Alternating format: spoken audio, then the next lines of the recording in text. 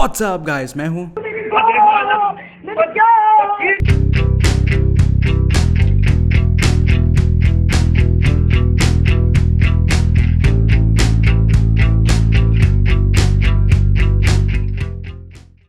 नाजरीन, आज हम बात करेंगे थड़की अंकलों की। ये अंकल या तो अपनी बीवी के मीनपास की वजह से तंग आए होते हैं या फिर इनके खून में थड़कपना शामिल होता है जिसकी वजह से ये थड़क हरकतें करते हैं। ऐसे अंकल आपको बड़े बड़े शॉपिंग मॉल से लेकर फज्जे की सिरपै वाली गलियों तक मिल सकते हैं। ऐसे थड़की अंकल या तो चुप करके कयोटी यानी गीदड़ की तरह आपका पीछा करते हैं या फिर अपने आप को हिम्मत वाला समझ के आपसे दोस्ताना जमाने के लिए आपको सामने आके चिंगम या कोई खाने की चीज़ ऑफर करते हैं। लेकिन एक चीज़ याद रहे कि ऐसे अंकलों से कोई चिंगम टॉफी ना ली जाए।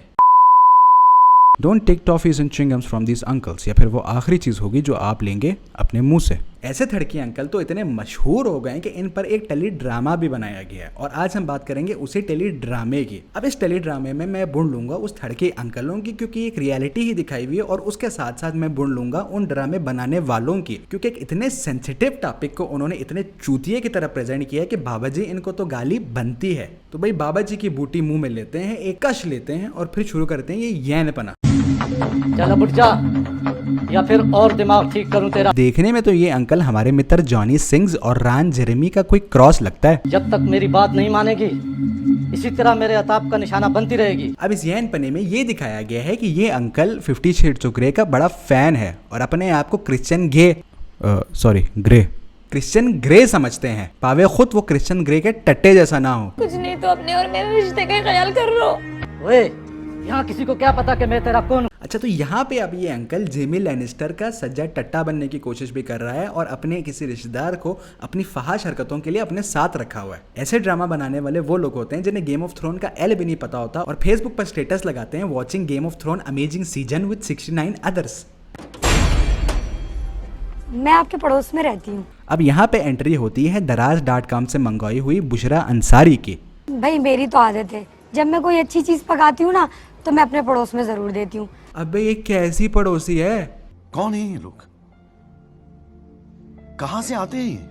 हमारे पड़ोस में भी कोई माँ का भोंसड़ा फाके वाली दाल 2 जग पानी डालकर 2 किलो भी बना दे, लेकिन पड़ोसियों को नहीं देंगे, अपने फ्रीजर में फ्रीज कर देंगे कि अगले महीने खा लेंगे।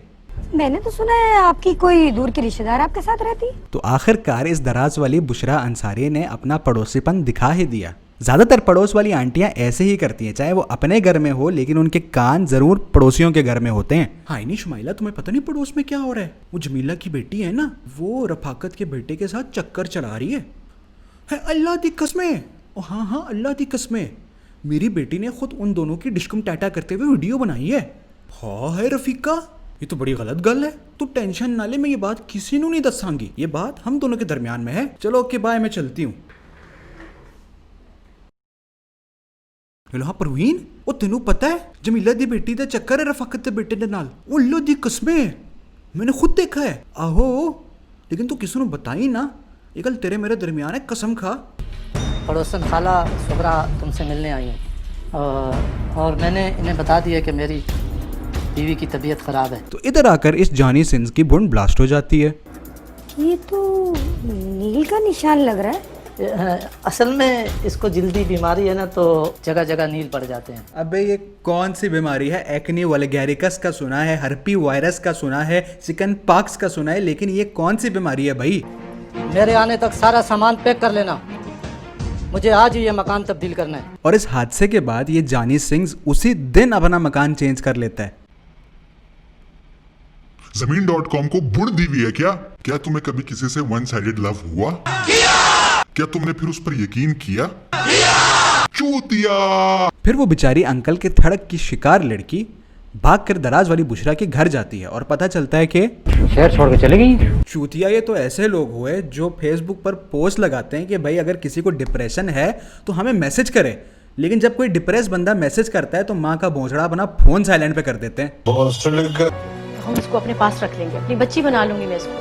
ये तो हमारी खुशकिस्मती होगी। अबे ये कैसे लोग हैं? मतलब मेरे माँ बाप मुझे डिसओन करने के चक्कर में हैं और ये ऐसे घर वाले हैं जिन्होंने एक ऐसी लड़की को जिसकी कोई बैकग्राउंड इन्फॉर्मेशन नहीं, कोई हिस्ट्री ज्योग्राफी नहीं, कोई साइंस मैथ्स नहीं, उठा के अपने घर लेके आ गए और फिर कहा कि हम तुम्हें अडॉप्ट कर लेते हैं। मैं तो कहता हूँ बाबा जी इस ड्रामे के राइटर को ऑस्कर देना चाहिए, वो भी उल्टा करके। मेरे दोनों भाइयों को बुलवा लिया गया।